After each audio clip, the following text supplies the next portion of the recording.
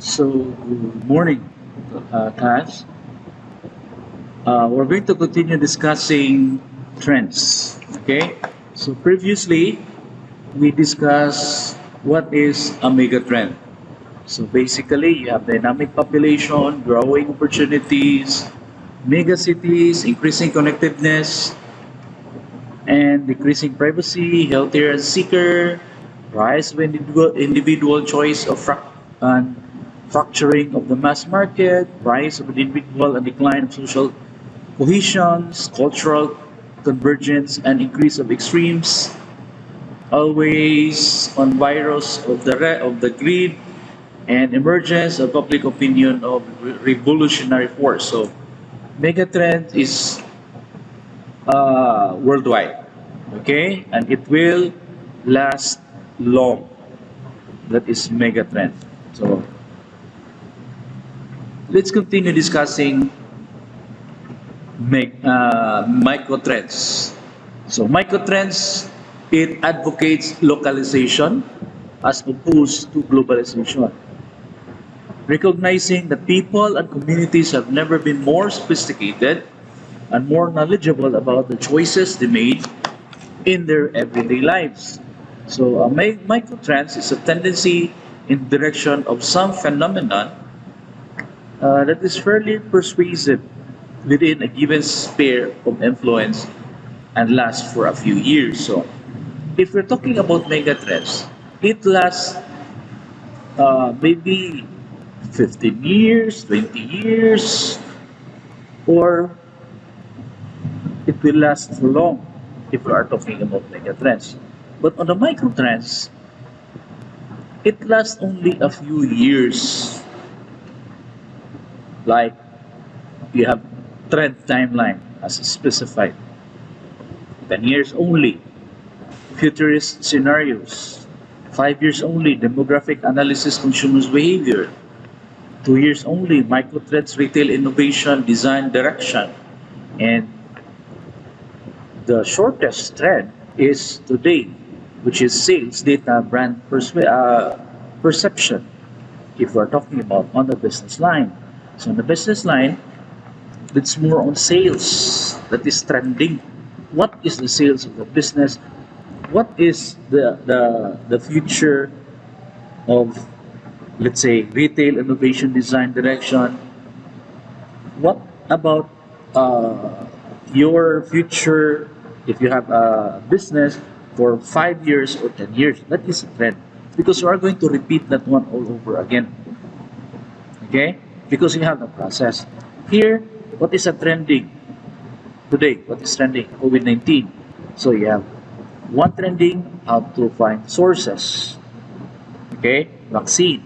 Second trend, the, let's say, the positive, the negatives. Ilan ay affected kinsa na may kung sa may kanang, let's say, situation in every places in the country. Okay, that is a trend. Microtrends. Microtrends, with most of the world's population confined to their homes, the result has been a number of microtrends emerging on social media to alleviate boredom. So we are a trend-based society, and while we're all doing nothing, it seems like we're doing the same thing. So that is trending. Okay, why? Trending mo na sila, narampas balay, diba? So in the midst of global effort to stay home and combat the coronavirus pandemic, these viral trends shed a little light and fun into our world. If we are struggling to keep occupied, we have rounded up everything you need to know about the most popular microtrends to partake in. So, akong gibutang example, it's one, okay, trending on the coronavirus pandemic, which is the quarantine period inside your house. It's growing vegetable scraps on windowsills. Okay, Dulgona coffee. Hope you heard it. Live social food classes, Baking bread, Instagram story templates, TikTok, especially TikToks, Zoom happy hours. Like example, let's say growing vegetable scraps and window sales. The latest trends to storm social media is submerging the roots of vegetables in water glasses and farming them on your kitchen windowsill. Low-key gardening, also dubbed vector cells, has particularly benefits such as ensuring a supply of fresh vegetables during lockdown. However, there are emotional benefits to this trend too. So regrowth of a vegetables sprouting in the sun feels hopeful. So hopeful, we are hopeful that we can, some companies find vaccine. We're hopeful that we're not going to be infected. So sometimes you could all use rice now, right now. See, hopefulness. For the easiest gardening, cut off the roots of spring onions, leeks of celery, and place them in a glass of water by sunlight. For a more complex challenge, try gardening herbs, garlic sprouts, and romaine lettuce too. So actually, I tried the garlic, and I tried what's this one? The celery. Okay, the garlic, the celery, and the spring onions. So I have now inside. I have now at home. So taas na. Then I tried also alugbati, no? So ikaw ng alugbati. So ang dahon na gipabilin, so gibutang sa small garden soil ang itong stem, and then automatically regrow. So we harvest last week. So vegetable gardening. Dalgona coffee, okay? Originating from South Korea, arguably the most viral microtrend of the lockdown is Dalgona coffee. So have you tried this? So in my case, I tried this, but it fails. No? So this trend is so popular that companies such as Coffee Dessert have seen a staggering 160% increase in coffee sales since 23rd of March. Then lockdown measures began to rapidly increase. So coffee expert, which is Louis Spencer, explained how the trend works, stating this new whipped coffee trends only needs 4 ingredients. Ang sama siya, coffee, sugar, milk, and hot water. So using an electric mixer, wipe the coffee, whip the coffee, sugar, and hot water until the frothy mixture is formed. So heat the milk and spoon drop dollop-ups of the stiff peaks on the top of to achieve your dalgona. So the final result should taste like an upgraded iced coffee. So in my case, totobra ko sa kanang coffee, no? Wala mo burot kay wala man ko electric mixer. Mix ba, no? Kaya mabuwa na siya. So dalgona coffee. Live social food classes. So this is trending today, no? With restaurants closed around the country, many diners are missing and craving their favorite food options. So Q chefs hosting live cooking classes on social media, not only sharing a recipe, a kind gesture to help keep customers occupied during the quarantine days, but it is also a genius marketing strategy for closed business. Okay? Wishing to maintain their customers' interest in their food and brand. So popular live social food classes include work from home with Wagamama, home cooking with the Athenians, Nondo's Pere Pere workshop, and live grilled cheese toasters from Morty and Bob's. So this is for more on the US side. Here it's more on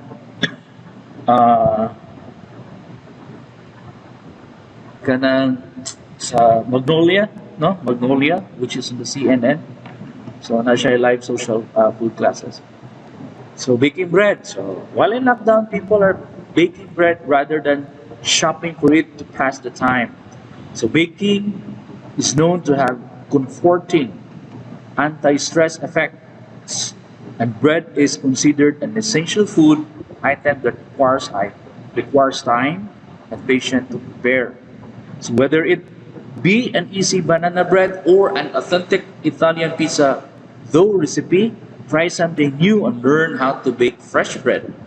So Guido Pedrelli, founder of Nonabox, states, "Don't be afraid of making fresh homemade bread.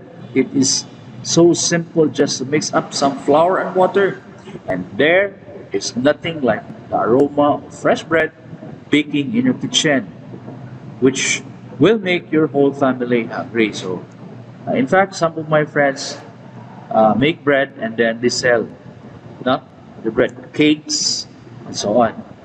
So Instagram story templates. Although we are social distancing, we're finding new and innovative ways to stay connected. So Instagram story templates challenges consist of nominating your loved ones to fill out a template and post it on their story to pass on the challenge. So variations of these templates include this or that challenges, so filling out your favorite themes, and even the Bill Clinton Swag Album Challenge, which shows the former US president sat down with the four vinyl records, which you overlay with your favorite albums of all time and post your Instagram story. So here in the Philippines, we have a lot, no? Instagrammable. So not like Instagram challenge, magposta, no? Then if you send sa imuhang friend. So some of that are kanang mga food, no? Instagrammable food. So food challenge, mag-bake kuno ka, pa-exad siya. Okay? So the most lovable part is like TikTok. Okay? TikTok is the world's most popular video sharing app, valued at $75 billion. During the coronavirus pandemic, families all over the world are stuck inside together for weeks. So instead of bonds being broken, wholesome creative quarantine content is being made. So while the app gained popularity before COVID-19, new TikTok trends have been emerging under lockdown, such as bored in the house, cleaning mezzanine, the hand wash, and the popular dance challenge such as the 2C slide and the renegade. So we have a lot of Filipinos today having TikTok. For me, I don't do TikToks. Zoom happy hour. So video conferencing apps such as Zoom have been a huge influx of users during the social distancing period. In just 3 months, the number of daily active users ballooned from a previous total of 10 million to over 200 million in March. Apps such as Zoom have allowed us to stay connected to others and practice normal everyday activities virtually, one of which is happy hour. Whether with your coworkers or closest friends, Zoom happy hours are about unwinding from the work week and bringing some normality back into our lives.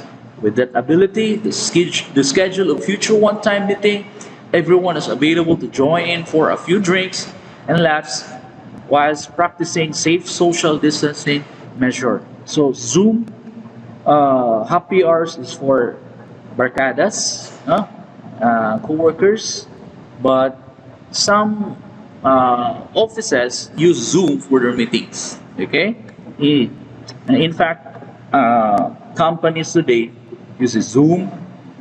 Government uses Zoom to have their meetings, conferences. Okay, so let's continue. Example of a trend: Twitter. Okay, it lets you see what is happening around the world, from breaking news and entertainment, sports and politics to big events and everyday interest. So Twitter is a free social networking microblogging service that allows registered members to broadcast short posts called tweets. So Twitter member can broadcast tweets and follow other users' tweets by using multiple platforms and devices. So example of a trend is Twitter. Another one, okay, Facebook is the most common social network website where you can share information about yourself and communicate with other people. Facebook is a popular free social networking website that allows registered users to create profiles, upload photos and videos, Send messages and keep in touch with friends, so family and colleagues. The site, which is available in 37 different languages. Would you imagine? 37 different languages includes public features, publicly. You can also have private features. Trending of today is Facebook avatars. So Facebook avatars is a new feature from the social media giant that allows users to create a cartoon-like version of yourself. This is similar to Snapchat, Bitmoji, and Apple's Memoji features. So nangopya na tayo si Facebook dito sa Snapchat. Okay? So Snapchat, call that one Bitmoji. Sa Apple niya is Memoji. So the feature has been available in US, Australia, and some other countries for a while now and has finally been launched in India.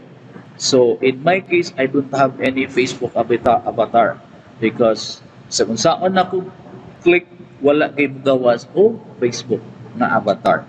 I don't know why. Okay, I hope na amo para malingaw sa no?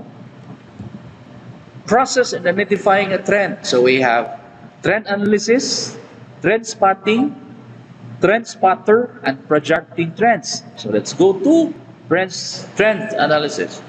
Trend analysis is the widespread practice of collecting information, attempting to spot a pattern in the information. It may be used to predict future events or estimate uncertain events in the past. So trend analysis. So, siya mo tanaw kini trending ni kanus ani mo trend, no? Na pareha atong sa Channel 7 nga kuan ba sana siya. Kanang silang duha lalaki ko bay Aldab, no? That is trending on the Twitter. So we have 40 million tweets, no? On that day katong nag-event sila asa to the pita. And then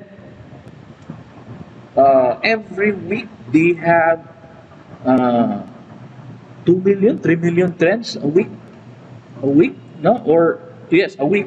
But every day they collected almost million, 1 million, or almost a million every day, no? Trending sila every day. How much more on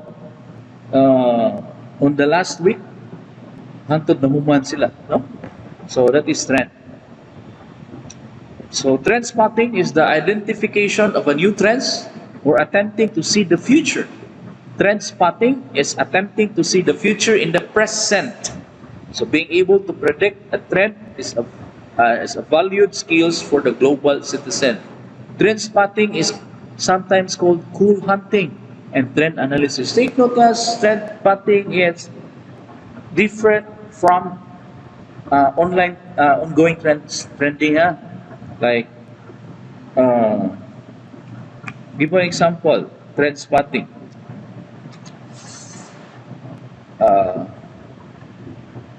Ay na lang kay kuan, lain, no? Nakoy ginahunaan pero lain. Ginahuna. Katong magsayo-sayo ba, no? Magsayo-sayo, ano lang to.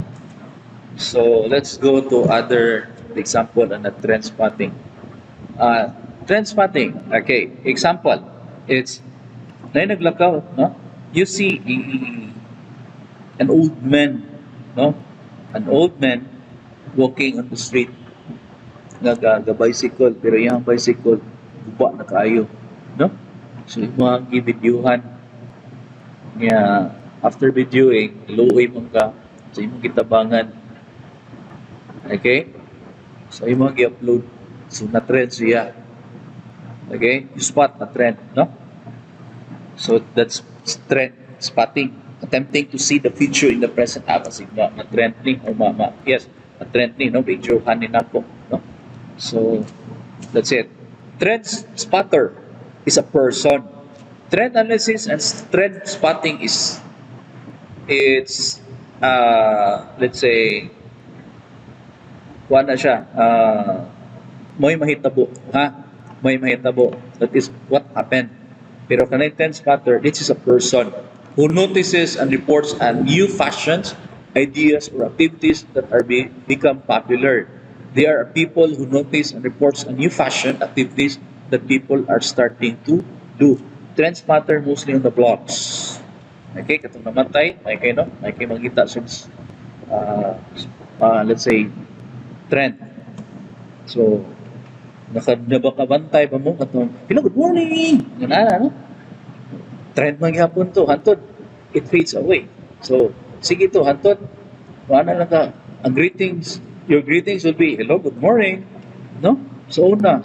Pero karon, because of the Facebook, because of the Twitter, the trends here, hello, good morning! Okay? So, that is trend spotter. So, projecting trends, assuming the future will be a logical extension of the past. Projecting trends assumes the future will be a logical extension of the past. So you are projecting what trends happen. Okay. Differentiate a trend from a fad. Both trends and fads can play an important role in an organization's success, but they must be treated differently. If they are not leaders, seek risk burning out, adapting to everyday fad and critical trends requires for an organization's survival may be missed. Let's start by looking into fads and trends individually. Fad is a new thing that people are doing. The easiest way to categorize a fad in one word is short-lived. Take note ha, fad is a short-lived. Trends have a much longer lifespan than fads. In fact, trends can continue to be fashionable for years and even decades. Okay? Nisikat siya karon, like example, a dress. Nisikat siya karon, mawa siya, but later on, nisikat siya balik. That is a trend. 80s trend. So, after 80s trend, trending ang sanina, 80, 90, 2000, nibalik pagka 2015 siguro, 2000. Today, 2020, nibalik ang 90s trend or 80s trend. Okay? So that is trending. Pero ang fad, it's short-lived. Okay? Cannot continue to the next succeeding years. So trend is significant, have broad implication in all aspects of society. Identifiable and explainable, which fad is transitory or quick. Okay? Trend is society identifiable and explainable.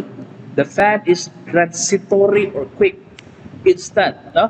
Affect only particular group of people without impact and driven by emotion. Okay? Driven by emotion. Kanang mag-rap-rap sa una, sige rap-rap, no?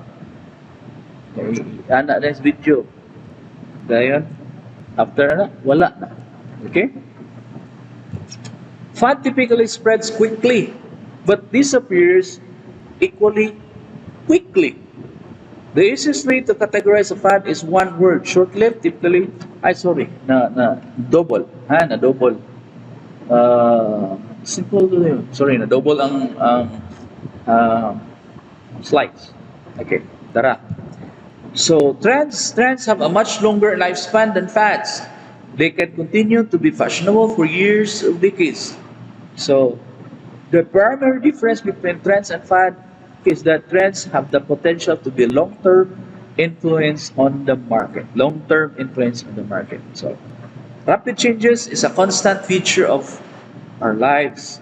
As Gordon put it, we have seen significant developments across society, technology, institutions, products and services that will surely continue into future.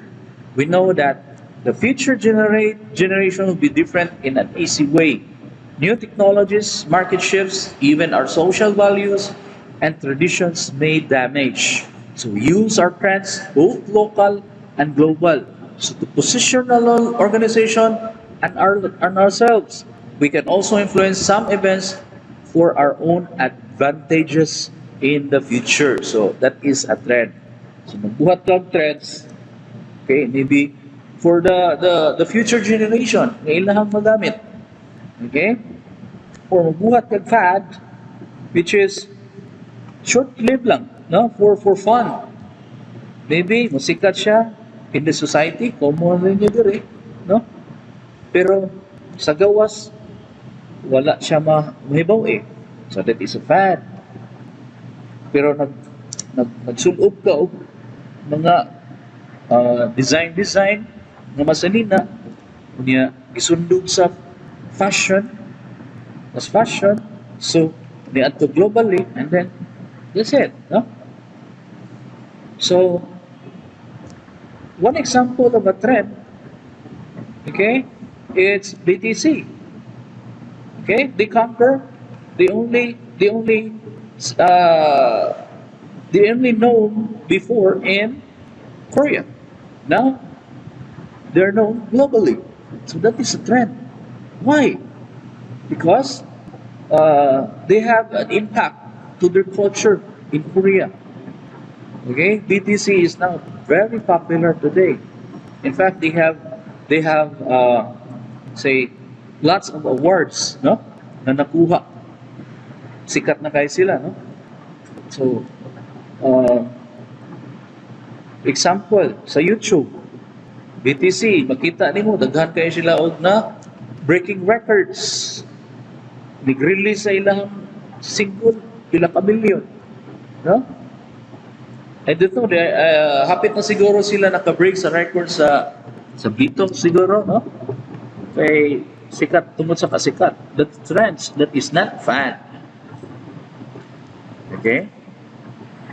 Fad defined. Fad is something such as an interest of fashion that is very popular for a short time. So, a fad is product that has a little, if any, utility, but is characterized by quick rise in sales and popularity followed by a quick decline in sales. So, kung business, we are talking about business, na ako i-discuss during a sales, no? Taas, mabubo. Mataas, mabubo. That is fads. So, sa inyo hang aside, on senior high, okay? So, unsa man, makagawas mo, dili. Gawas, dili. Okay? ECQ, MDCQ, ECQ, DCQ, MDCQ, ECQ. So, okay? That's fad. Okay? Maybe karon, MDCQ. And then, later on, mudaghan ang infected sa virus. So, what will happen? Imo na siyang ECQ.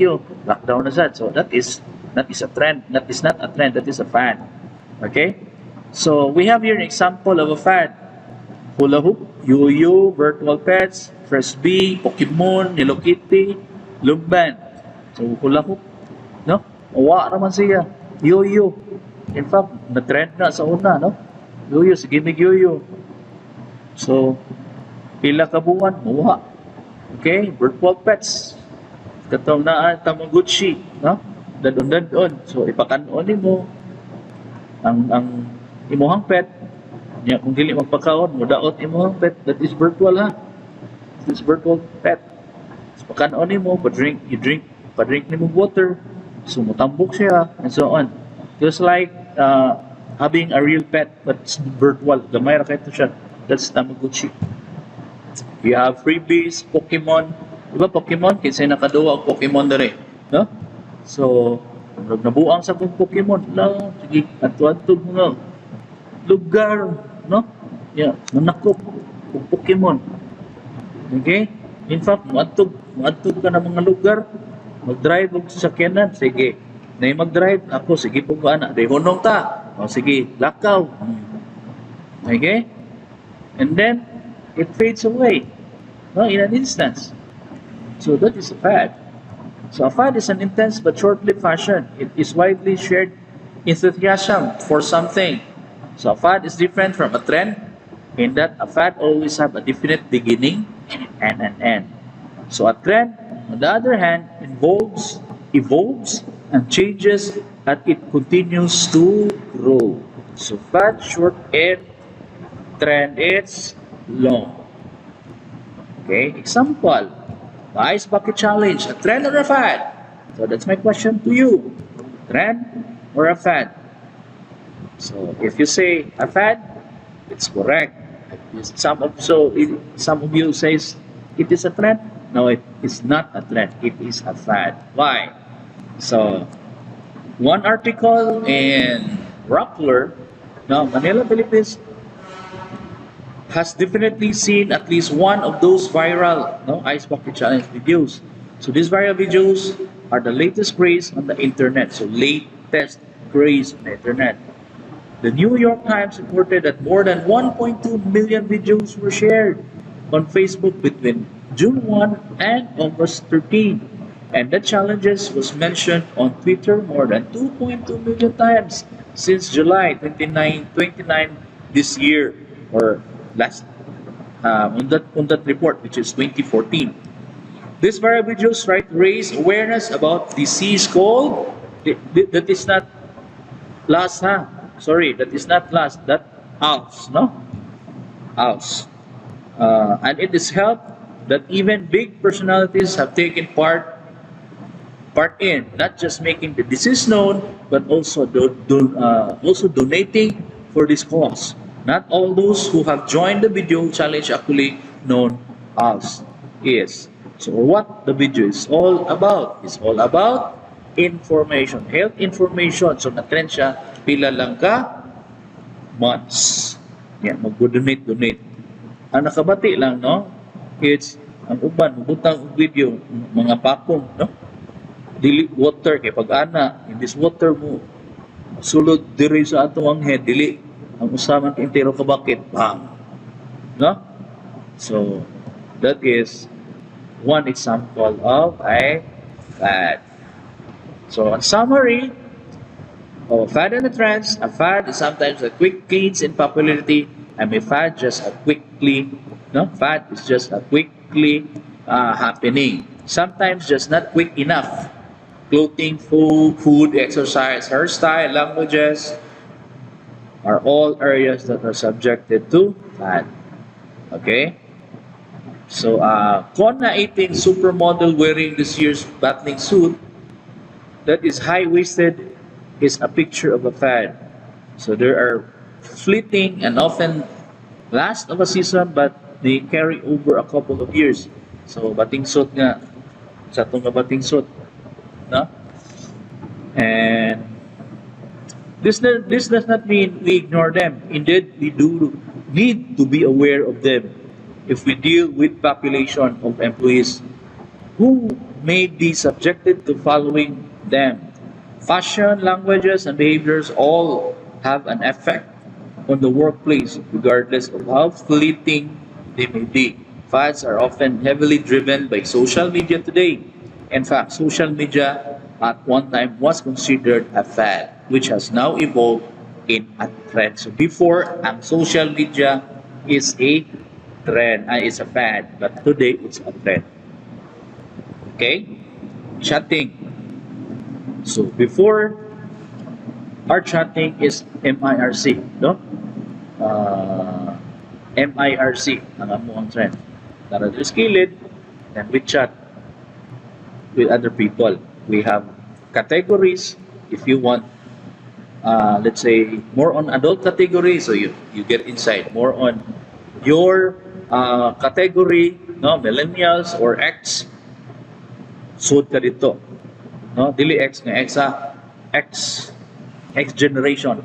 So more on the X generation, like games, no, online games, streamings. So that is of the X generation category. So suod lang ka dito, ana. Pero chatting after evolve siya, it creates into a trend, you know. Ni-evolve siya into Yahoo chat. So Yahoo chatting na. Yan, nawa man ang Yahoo chat, ni-evolve siya na karon is mga messages, Facebook messages, team messages, no?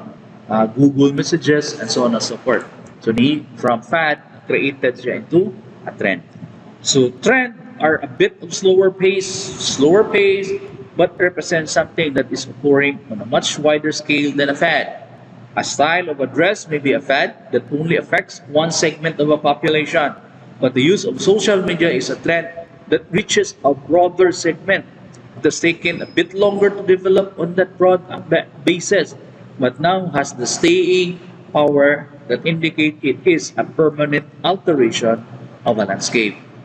where people live, what jobs they take, their modes of transportation, whether they save for retirement, whether they seek higher levels of education, are all trends that HR should, no, human resource should pay attention to. Changes in the technology may speed some trends along.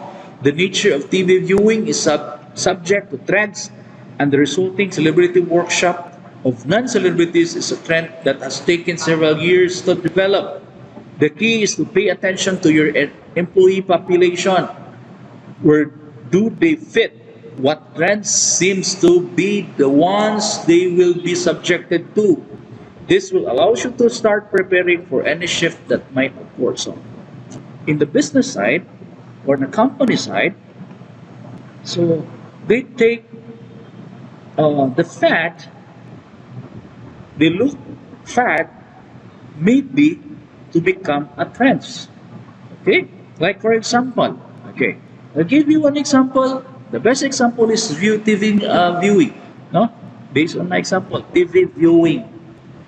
Before, tanaw lang tag TV. Sige salida, that's it. Huh? What happened to TV today? Digital. It become digitalized. Okay? So natay box. No? Itong may wagang black box, ABS. Karon sa wagtang man na say GMA, which is for the box, digital. So it will convert from analog TV to digital TV. So na digital para clear picture ang imong makita. Okay? But TVs try to evolve, no?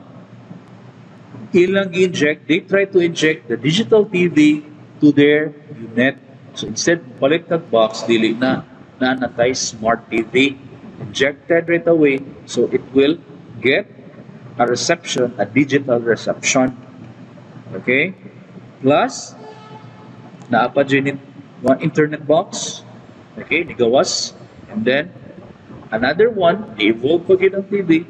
Then, you have another evolution, which is a smart TV with internet. An Android TV with internet. So you can directly connect your TV to the internet, and then you view movies over the internet. They can view, let's say, YouTube over the internet. So that is the evolution. That is not a fad, but it is a trend. Okay? So questions, clarification, chat down. Okay? Just simply chat down on the box for question clarification. So after our discussion, we're going to have an activity. Okay? Just wait for my activity to be posted. So thank you and good day class, and see you next meeting. Okay?